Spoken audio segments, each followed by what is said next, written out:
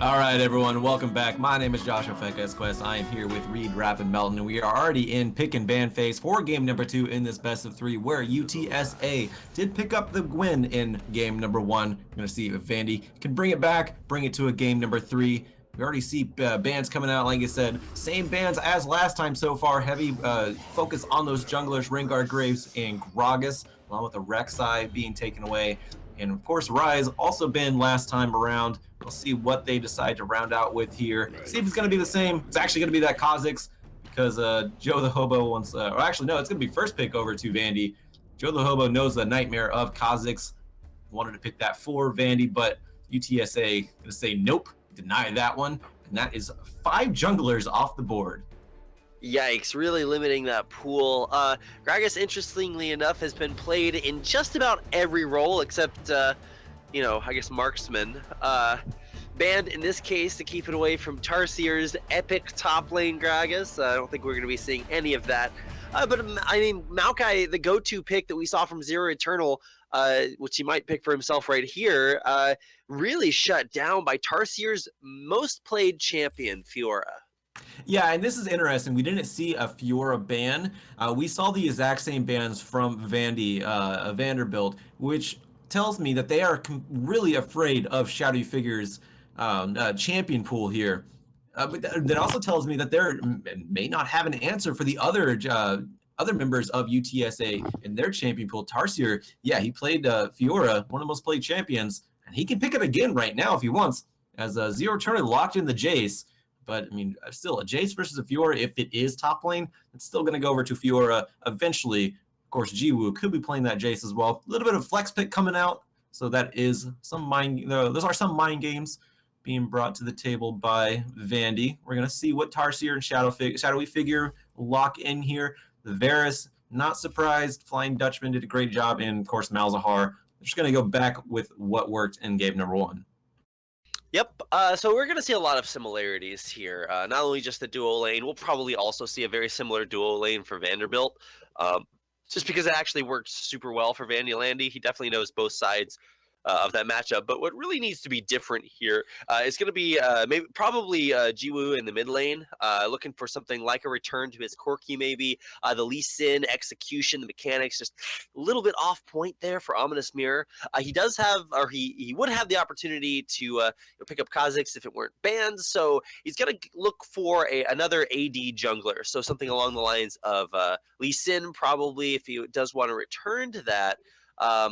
Just checking out his most played champions, believe that Rek'Sai would also be another good option. Unfortunately, also banned. So it's just like, well, we're just going to go through his champion pool and ban out all the ones he would play. So unlucky. Yeah, very much so. We do see Ominous Mirror going back to that Lee Sin. Bard being locked in for Joe the Hobo. I do like that. I mean, based on how much he was being caught out, Bard would be a little bit better of an option, give you a little bit more of tankiness, also some heals for his team, not to mention the Cosmic Journey they can take possibly into a win if he's able to do those properly. I'm anxious to see how he plays that one. Actually, if anyone saw a ULoL campus series last night, actually saw a very extraordinarily good Bard from North Carolina State.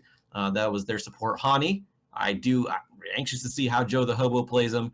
I'm going to see how it comes out here. But I am kind of spoiled with the Bard right now, just so you know. So I have some high expectations for Joe the Hobo. El Mexicant, maybe going back on that Orianna. And Nocturne being locked in. Yikes. That is awesome. That is actually super cool. So we don't get a chance to see a lot of Nocturnes.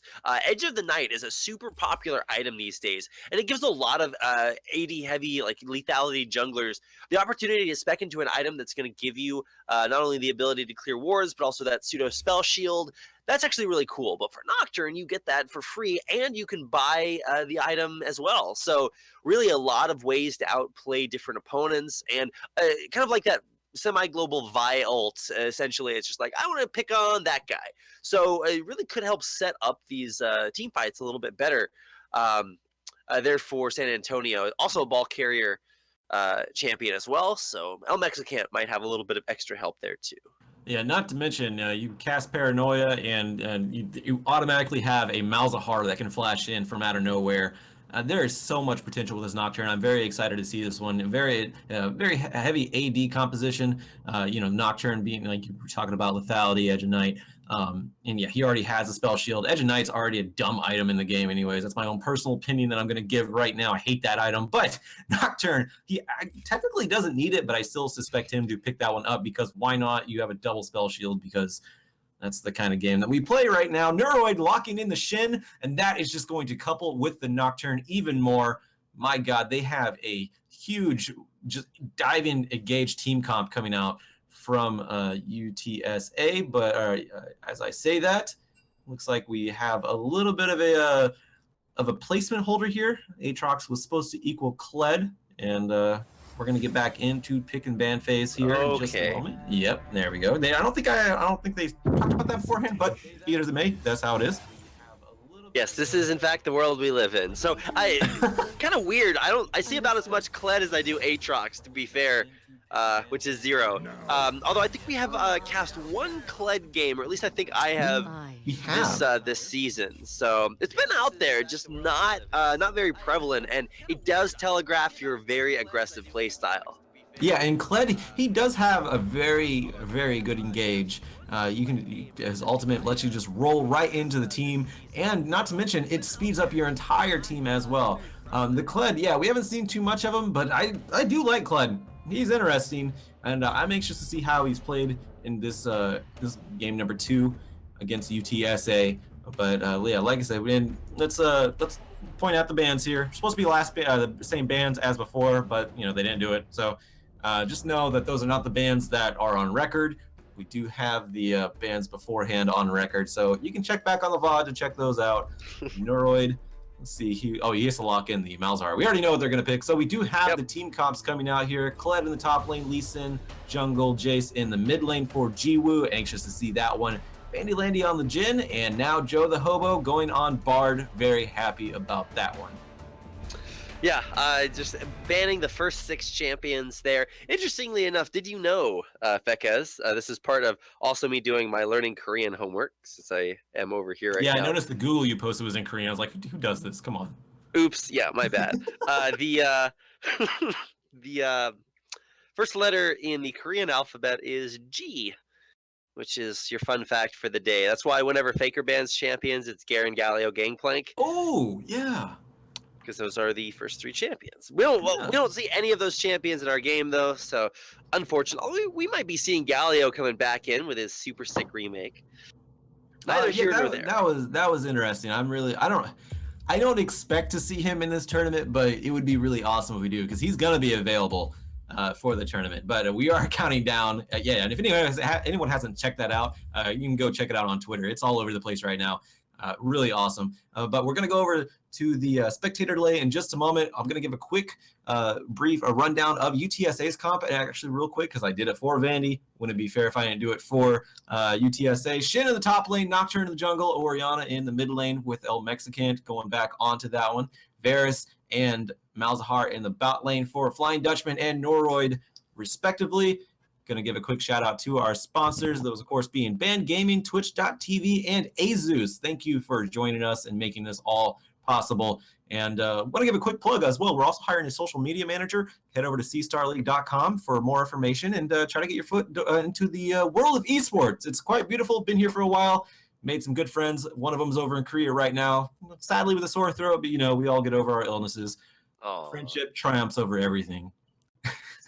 That's the real lesson we have to learn. Well, there you go. We'll see if Vanderbilt can learn a few lessons as we get through the spectator delay for our second game of this best of 3 series between Vanderbilt and UT San Antonio. Stick around. We'll be back in just a moment.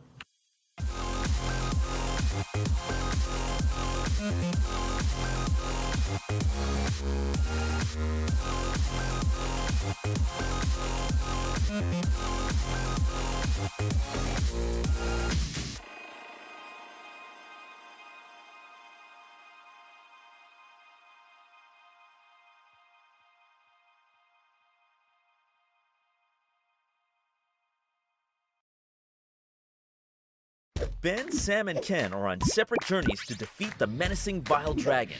But let's just say luck isn't on their side. If only there was a way for them to find each other and band together. Well, that's why there's Band. It's a mobile app that allows people to come together using common interests. With Band, you can find fellow gamers, chat, schedule gaming sessions, and conduct polls. Stage epic battles with friends while sharing videos and photos along the way. So try Band today. Band. Be together.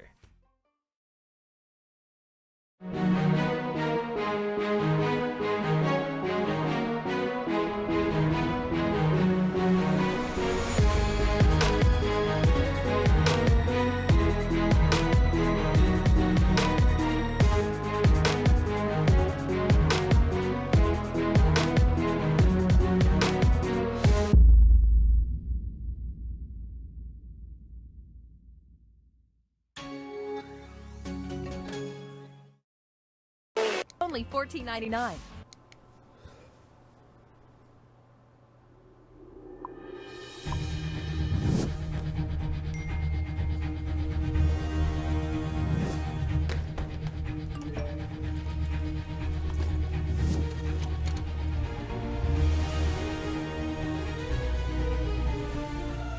Don't miss the call.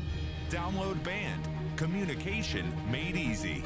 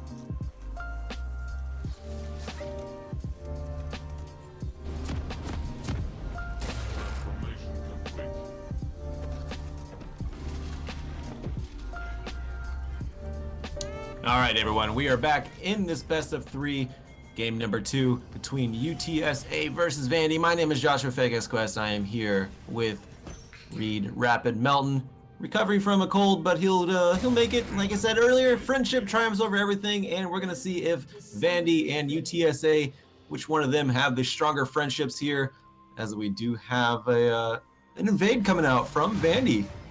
So scout it out. Scouted out. Yep. So just a little bit of poke damage, and it turns out that invade was not the best option. And of course, you do risk that when you do go for an aggressive start. So, yeah, this broadcast made possible by viewers like you and my mute button. So I'll be making judicious use of that over the course of the broadcast. So. Really excited though, Fekez, to get a chance to see Kled in competitive play. Me too. And also interesting to see it on Zero Eternal when he was playing. You know, he's been known for playing very defensive champions, and Tarsier, the one known for playing very aggressive ones. So kind of the shoe on the other foot here. Yeah, definitely flip-flopping that one. Tarsier going with the Shin, definitely for that team comp, especially with Shadowy Figure on that Nocturne. You have the Stand United and the Paranoia coming out. It is so hard to predict where anyone is coming from, and we're going to see how that one's going to be played out. But yeah, Zero Eternal, yeah, I don't think I've seen him play anything besides a Nocturne, maybe besides one other time, but honestly, I don't remember it. I'm just saying that just because I don't like dealing with absolutes, because I am not a Sith. El Mexicant getting some damage put onto him, but yeah, Zero Eternal, he's on the Kled, and he has a skin, so you know he's good. Going against the Shin though, so that is a tall order for any champion to go against a Shin. It gets to a point where Shin just can't do that much. Joe the Hobo landed a Cosmic Binding, and that is already looking good for him. But man, a lot of aggression coming out in that mid lane. Jiwoo, he's very comfortable on this chase, it seems like, and he is dishing it out onto El Mexican's Orianna. Certainly is, and also, of course, in the top lane consistent trades, which will be a little bit more exciting than just watching Super Tanks battle it out. So we'll have to keep an eye up there as well. Mirrored jungling Ekaz on either side, so both of those junglers might be setting up for a little bit of interaction in top lane at 3 minutes. And yeah. Either way, like you said, consistent aggression in the middle. Consistent aggression, yeah, and it's forcing El Mexican to pop all of his biscuits, so he has no more sustain in that mid lane outside of whatever he took in the masteries or passive, but more aggression in the top lane. And now, you were saying it earlier, we now see jungler in the top lane. Shadowy Figure, he gets the paranoia, or not the paranoia, he gets the fear, gets a flash as well out of Zero Eternal, but it's followed up by Shadowy Figure for the first blood, going over to UTSA. A good job by Zero Eternal. I mean, rough positioning to start with, but oh man, gotta watch out the mid lane. More aggression by Jiwoo, but good try there by Zero Eternal. He waited until his mount was gone. So once Skarl left, Zero Eternal was able to fire his buckshot and escape with his life. So well played there, I suppose you could say. Skarl's back, but Zero Eternal down below half HP will need to play that lane very carefully. Well, looks like Ominous Mirror going to be a little bit aggressive towards Shadowy Figure, but he gets feared away.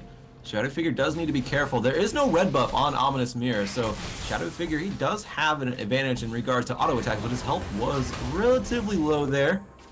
So Ominous Mirror just being a little bit of a nuisance. Joe the Hobo in the bot lane, healing himself up with Caretaker's Shrine. Flying Dutchman, he gets rooted down by Vandy Landy. That crit shot does land, forces the heal out of Flying Dutchman. So advantage over to Vandy in the bot side. That is a summoner down for the immobile Varus. Keeping an eye down there, Varus now out of mana and down to half HP.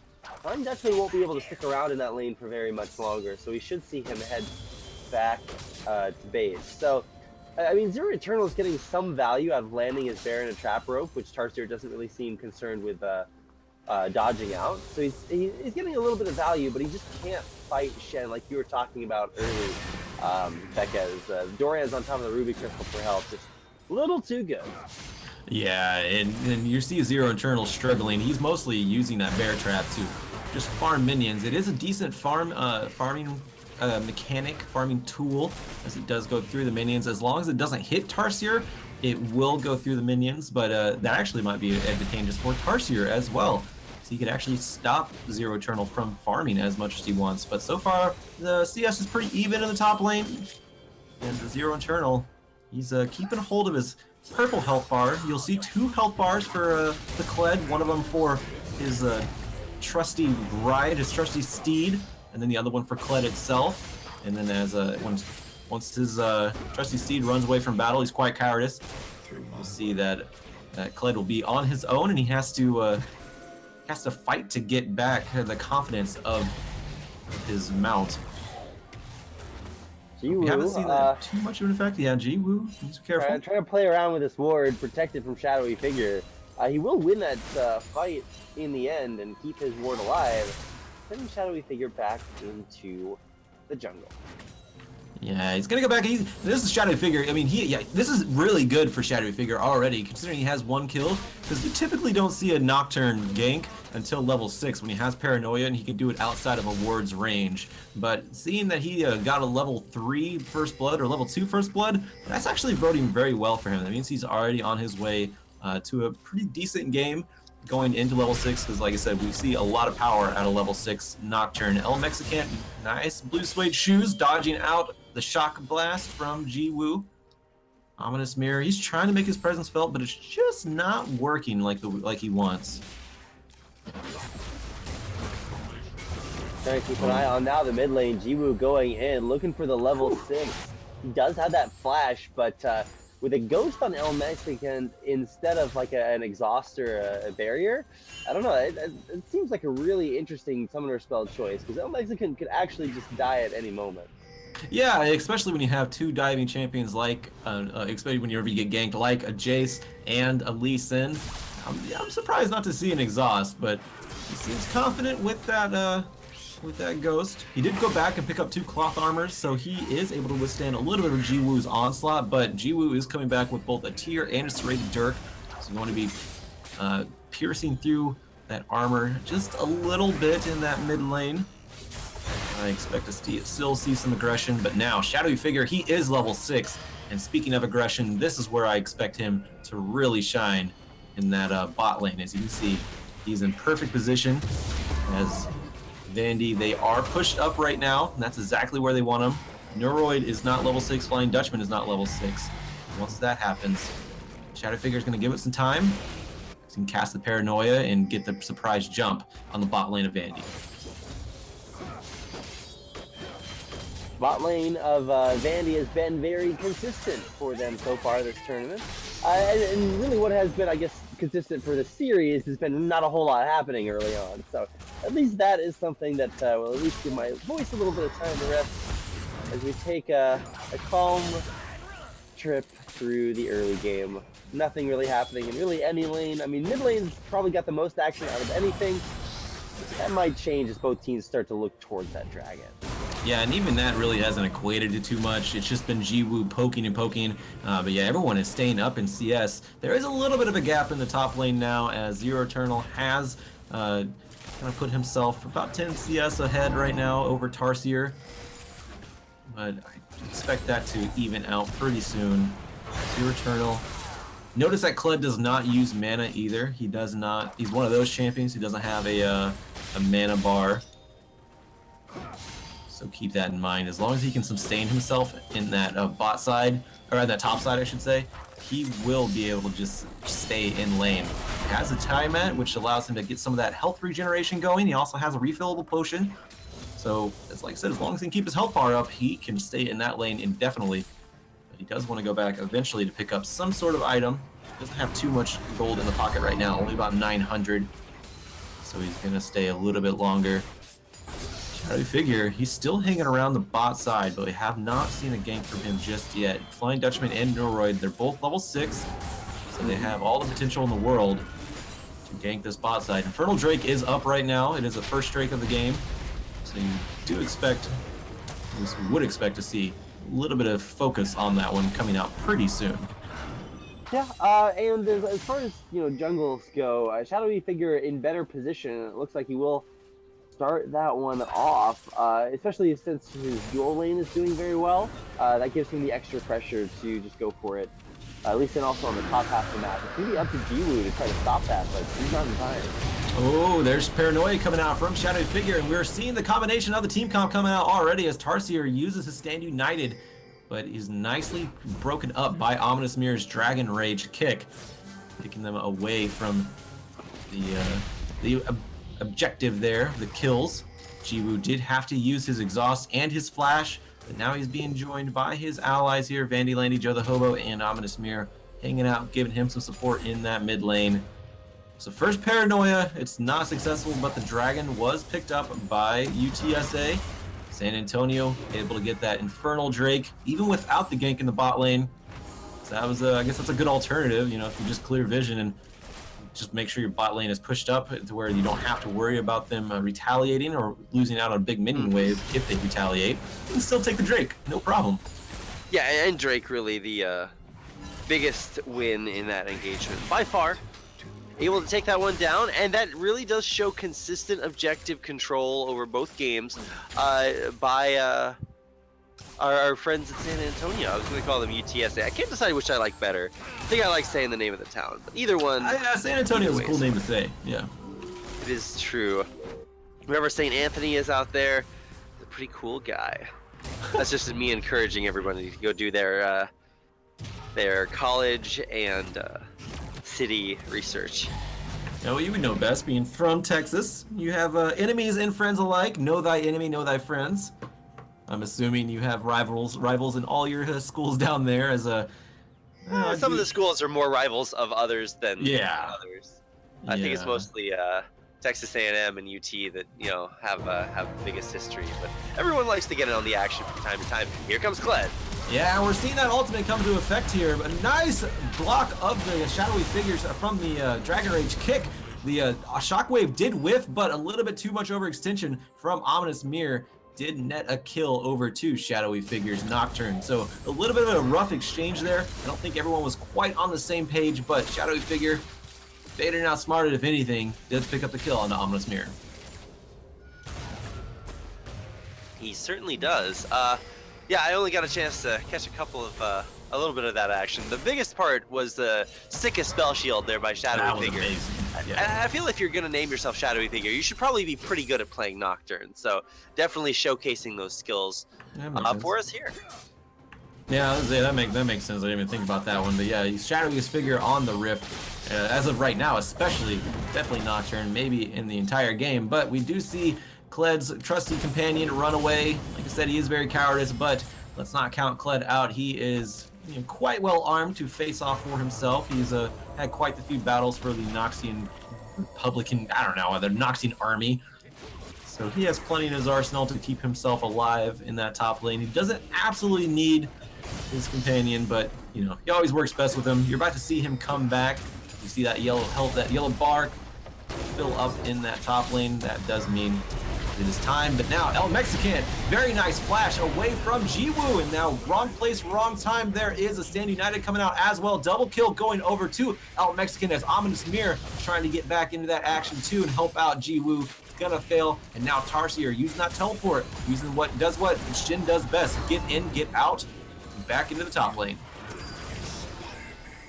Fun fact, Fekez, as I don't think we'll be seeing anything down there. Oh yeah, nice big crit. So some value there. Just keeping an eye on everything. Do you know what species Kled's Mount Scarl is? I actually do not. I did know when it first came out because it was a big deal. I always read the bios when it first came out, but I've actually forgotten since then. If I'm not mistaken, it is a Dracolops. That would have been my second guess, at least. Also immortal, I believe. Also cannot die. So I feel like that's a little bit broken. But thankfully in the game, at least he does run away. Yeah. They trade the top lane. Yeah, trade Tarsier. Tarsier, he is getting the better half of this one now. The shadowy figure is up there. She does force a flash out of a Zero Eternal, but that red buff is going to slow him down just enough for shadowy figure to pick up that kill. Tempered Fate in the bot lane on a Neuroid. Ominous Mirror is down there as well. Exhaust goes onto him, but Joe the Hobo is going to pick up that kill. Meanwhile, Jiwoo actually did roam to the top lane, pick himself up a kill onto Tarsier. So kill for kill in the bot lane and top lane, still going over to UTST as they did pick up 2 overall. Or no, I'm sorry, that was Vandy actually picking up 2 overall. Tarsier and Neuroid going down, and that may be the first turret of the game going down. First turret gold going over to Vandy. Just in the nick of, oh, actually no, it's Jiwoo. They're picking up 2 turrets, top and bottom. So huge objective swing in favor of Vandy, and that brings the gold to even now.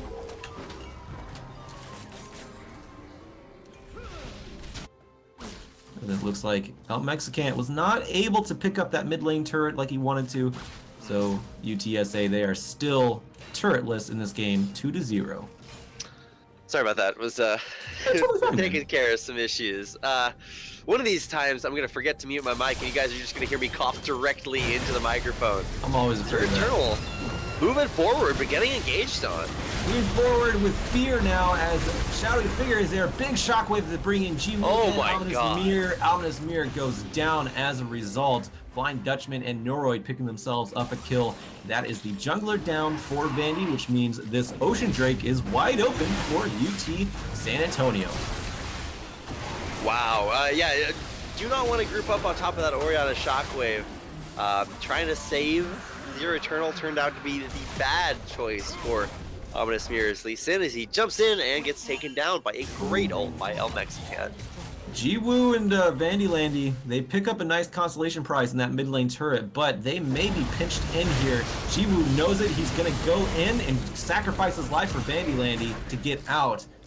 Joe the Hobo is there to back him up as well, but Jiwoo did give his life over for that one. But they did pick up a turret, so all the outer turrets of UTSA are down now, and that is a nice advantage for Vandy as they have the map control for themselves. Just keeping an eye on the map as a whole. Turrets, like you said, are big objectives to take down. You can see a 3-0 advantage in that regard for our good friends at Vanderbilt. While they may be down in kills, you can't look at just the big numbers. You have to look at the other big numbers, who are in fact small but more meaningful as they do represent objectives. So yeah, a big lead there. So it's gonna be really interesting. That's why I really, really love League of Legends as a game. It's very diverse, and there's a lot of different ways that you can pick up advantages in the game, whether it's objectives, maybe you want to focus on those. Sometimes you just want to get a billion kills, and that's your snowball win condition. This time around, though, it looks like Shadowy Figure's objective is to get tons of kills, and he's succeeding, whereas Vanderbilt's getting a bunch of objectives. I mean, yeah, Shadowy Figures, yeah, he's 404 right now, but he is still getting objectives in way of the Drakes. And it looks like El Mexican and Shadowy Figures finally going to pick up the first turret of the game for San Antonio as they pick up that bot lane turret.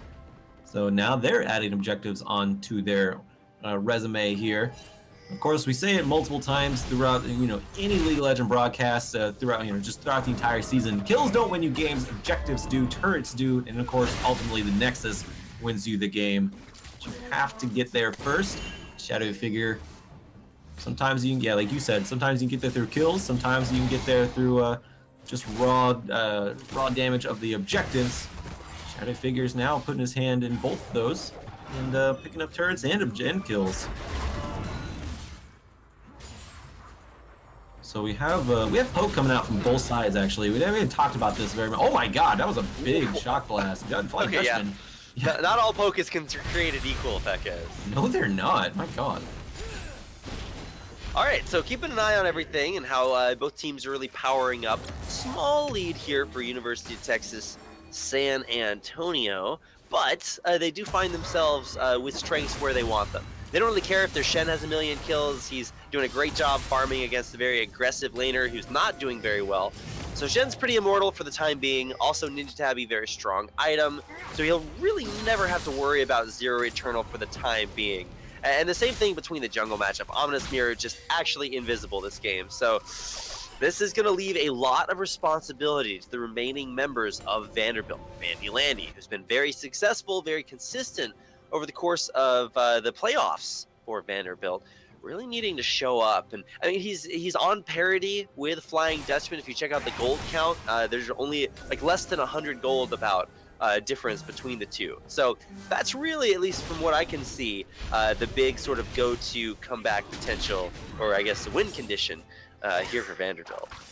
Yeah, I would definitely agree with that one. Joe the Hobo is doing a lot better this game too, not being caught out near as much. And when he has been caught out, I mean, he, like I said, he's a bard. He's a little bit tankier. True. Jiwoo may be a little bit of a factor as well coming into this mid game. There's a shockwave whiffing.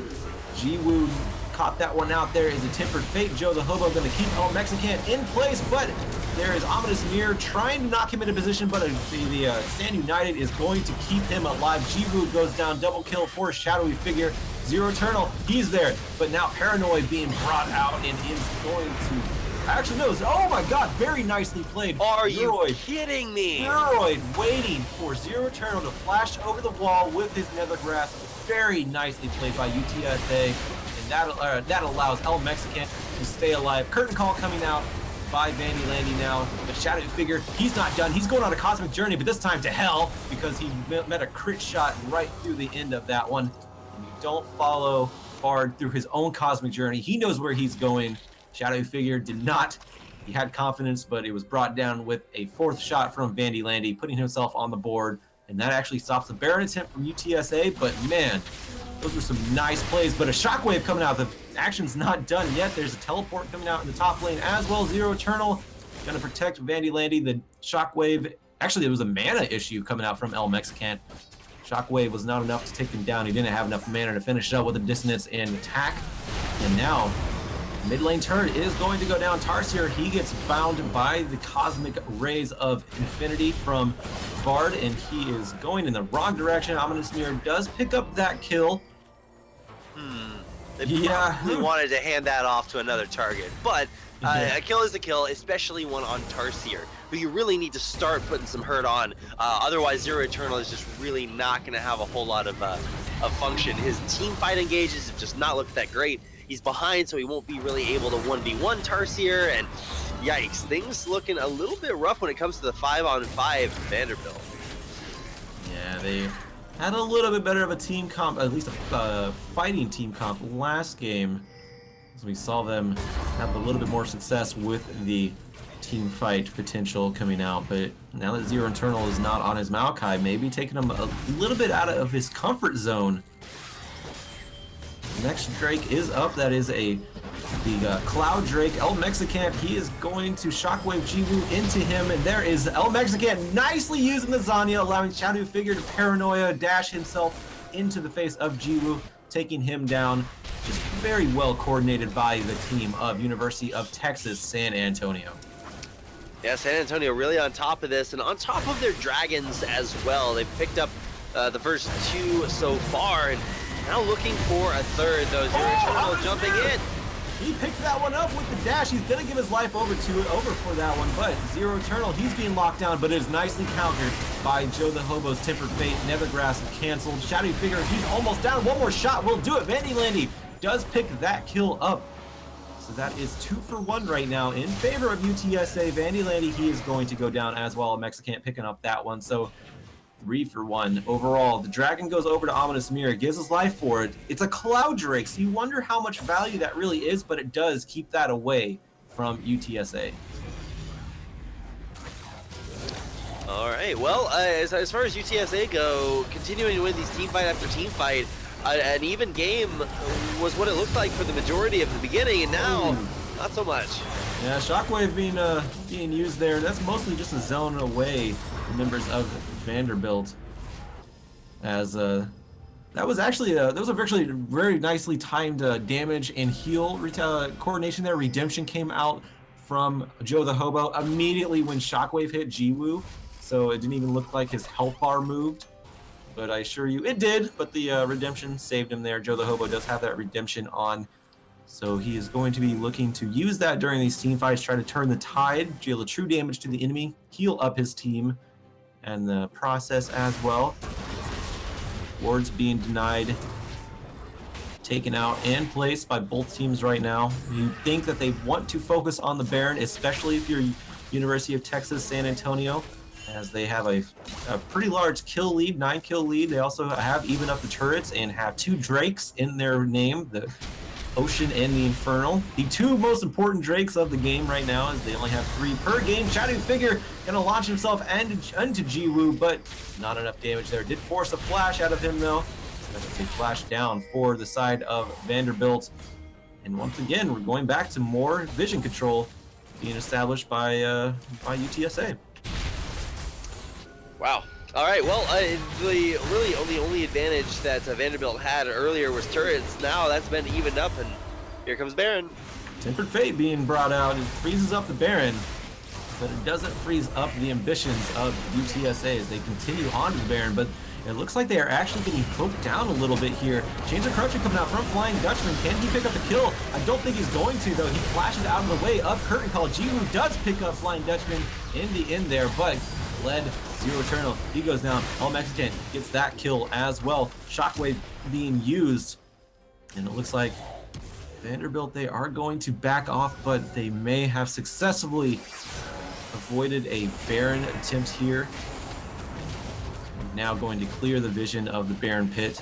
They're not going to go for it themselves, but they did deny UTSA that opportunity. So mission accomplished there. Zero Eternal did go down in the end, but more importantly, Flying Dutchman went down. Now Mexican, nice rotation to the top lane, taking out that turret, but Shadowy Figure does meet Jiwoo into the jungle. Stand United coming out as well to protect him there. Nice now Vandy, they're looking for a turret of their own, but it's going to be retaliated here, driven back. Tarsier just getting that front line, being a huge nuisance. Zero Eternal teleport coming out. Vandy, he goes, actually takes out Neuroid. This might be Vanderbilt's time to shine here, but the health bar is getting pretty low. Also have to watch out for those piercing arrows too. Really want to shout out Zero Eternal. He was able to get into a great position, and Neuroid uncharacteristically out of position after getting in there. He didn't even get a chance to ult that fight. So really, like I said, uncharacteristic. So we'll be looking to see if that changes up. I mean, that's a sign of life there for Vanderbilt, where there definitely had not looked like any of those for a while. Yeah, and I mean, we talk about signs of life, but all that time, El Mexican actually took out a turret, the inner top lane turret, that entire time. So that was a 4v5 for UTSA versus Vanderbilt in that mid lane. And yeah, Vanderbilt, they were able to, kind of have their way. They did drive off the Baron attempt, and they were able to get some damage into that mid lane, but that's about it, besides maybe a kill or two onto a Neuroid, and I believe a Shadowy Figure earlier. Other than that, wasn't really much, but I mean, it does show that if they can take advantage, the game goes on to where they can take advantage of that 4v5. They do have the power in their favor as far as team fights do go. I mean, yeah, like I said, Neuroid, he was out of position uncharacteristically. Let's see if he can place himself a little bit better. The good thing about that, though, he does have Nether Grasp up for times like this, but he is going to be faded down by the temperament of the cosmic energies of Bard. Here is going to take one curtain call to take out Neuroid, but it's actually going to be an auto attack from Jiwoo. Shadowy Figure launches himself in, but he gets exhausted immediately. Big shockwave, but it's not enough to deter Vandy from advancing onto this very advantageous team fight that they just picked up here. Flying Dutchman, he's going to be aggressed on by Ominous Mirror. He gets kicked away. Can they pick up this kill? Joe the Hobo, he's trying to slow him down. Ominous Mirror almost goes down, but it is eventually picked up by Ominous Mirror, and they're going to Cosmic Journey their way out of there. Mid lane turret was picked up, I believe. Finally. No, it wasn't actually. No turret picked up in that mid lane. But Vanderbilt, talk about signs of life. Now they finally show that they solidly can pick out some of the members of UTSA and catch them off guard. There's the turret going down. That'll be the 6th turret of the game. Or actually, that's the 4th turret of the game, rather, for Vanderbilt. 6 turrets down on the other side for San Antonio. Also, you're going to start to see this kind of weird item. We're going to see it a whole lot. Drop portal down bottom, get taken out as Baron is started this time by Vanderbilt. Yeah. Shadowy Figure is there. He has a level advantage over Ominous Mirror. Is he able to pick this one up? He flashes over the wall. They may just kill Ominous Mirror before he can do this one. Tempered Fate is going to freeze that action, though. And it is picked up by UTSA. And that is more than likely going to be Vanderbilt going down in this fight. Zero Eternal, he's caught on the wrong side of the action here. He goes down. Double kill for Tarsier. Shadowy Figure, Paranoia coming out. Is he going to follow through? He does. And he goes right in onto Jiwoo, who exhausts him. Vandylandy does get that retaliation kill. Very nicely picked up. Nice exhaust being thrown down on the Shadowy Figure whenever he launches himself in. That's about the 3rd time that's happened, and it's cost him his life. But in the end, 2 members of Vanderbilt go down, and the Baron goes over to UT San Antonio. Wow, yeah, big smite there by Shadowy Figure. It was really a tense moment when the Tempered Fate lands on everything, and all of a sudden you just hit this giant pause button. You're like, wow, who's got the fastest fingers in the West, or in our case, the South? And that was Shadowy Figure. Now both teams are just going to take up their respective buffs. The Dragon is up now that there's no Baron to be taken. We'll see Jiwoo focuses on that one. Shadowy Figures making his way down there. And United is not up, but teleport is for Tarsier.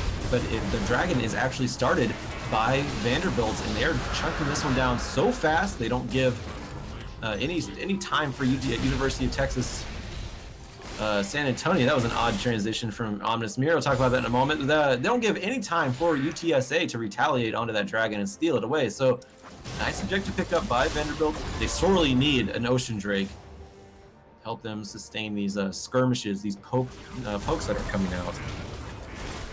Yeah, if you do want to sustain over a long period of time, that is the Dragon you need. Alternatively, you could also just not get hit by skill shots and try to play more of a side lane war. And That's not exactly how you play this game. No. Well, I mean, you can see both top laners are actually doing just that. They're splitting off onto either side of the map. More advantage there for Zero Eternal because he has a closer turret to kill. So if he wants to go for that, then that will be his option. And they both have teleport up, so could rejoin the team if needed. Yeah, no, definitely split push game being brought out here. I was mostly being sarcastically referring to dodging the piercing arrows and the shock blasts. We said earlier I am gold 3. I don't dodge anything and walk right into it with a stern face and a trusty heart. And just hope for the best. Tarsier, he is split pushing this bot lane as much as possible. He even has the Z-Rot portal down there. Zero Eternal is trying to repel that one by himself, but now Flying Dutchman, Neuroid, and Black El Mexicant, I should say, just trying to poke out that mid lane. Vanderbilt doing a great job turtling here. They're not letting anyone get to their turret despite these empowered minions coming in. Certainly not giving up without a fight. That is right, Fekez. When it takes Zero Eternal, this aggressive top laner, I think 8 hits to kill a melee minion. Yikes, that's a little bit farther behind. Right. Looks like there's going to be finally some damage coming out onto that mid lane inhibitor turret.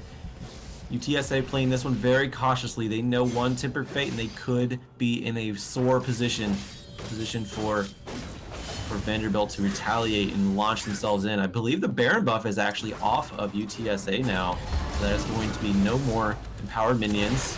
It's going to be a little bit easier to clear these waves. There's a shockwave and a death. Vanderlandy, he's disappearing. Jiwoo, he's going to be rooted down with the Nethergrass with a piercing arrow, piercing his heart for Flying Dutchman to pick up that kill. It's the all-out engage UTSA they've wanted and trying to look for. Ominous Mirror, he gets feared up. He goes down. That is 4 for 0, and that is Change of Corruption missing, but that may be the game in the pocket of UTSA. I think it might just be Fekez. 30-second death timers on the majority of Vanderbilt. And with the wave of minions pushing in, GGs are starting to come out. It's going to be all up to Kled and Skarl. Skarl's immortal. He can do this, but he's not going to. It is an ace for UTSA. San Antonio, they advance in the ULoL Campus Series. Congratulations to them. They're going on to face number 8 seed Georgia. What a game. In a round of 8. Yeah. Wow. Really, really solid 2-0 victory. There for UC, or I keep wanting to say UCSD. That's actually going on the Riot Games ULoL channel if you want to go check that out. But for San Antonio, they definitely did illustrate exactly what they needed to against the strong lane. So Jiwoo put up great performances all tournament long for Vanderbilt, and El Mexican just completely shut him down. Same thing in the top lane. Tarsier was 0-2 versus a 0-3 Zero Eternal, and he was able to finish 5-2 and 12, not dying outside of the very early lane phase for the rest of the game. So really, really impressive across the board there by San Antonio. Yeah, certainly an impressive game from them. 2-0 Vanderbilt. That's going to be it for Rapid and myself. We do have the first round of 8 match coming up next. University of Texas Austin, another University of Texas, this time from Austin versus George Mason. I'm going to give a quick shout out to our sponsors, a brief one because you're going to hear them more in depth later like you did in the first game. Band Gaming, Twitch.tv, and Azus. Thank you for joining us. You're also I'm also going to give a plug for, we're hiring a social media manager. Head over to cstarleague.com for more information. We'd love to have you. I'm a great coworker. Trust me on that one. Everyone says so because they are crippled with fear if they don't say so. Totally crippled right now. Not with fear, but with coughs, but crippled nonetheless. Oh. Yeah, and I hope you do get better. Very obviously wish a very speedy recovery for you, Rapid. But that's going to be it for us. Stick around for in just a moment. Like I said, University of Texas Austin versus George Mason will begin immediately once we get the lobby set up. Stick around. Don't go anywhere. Only $14.99.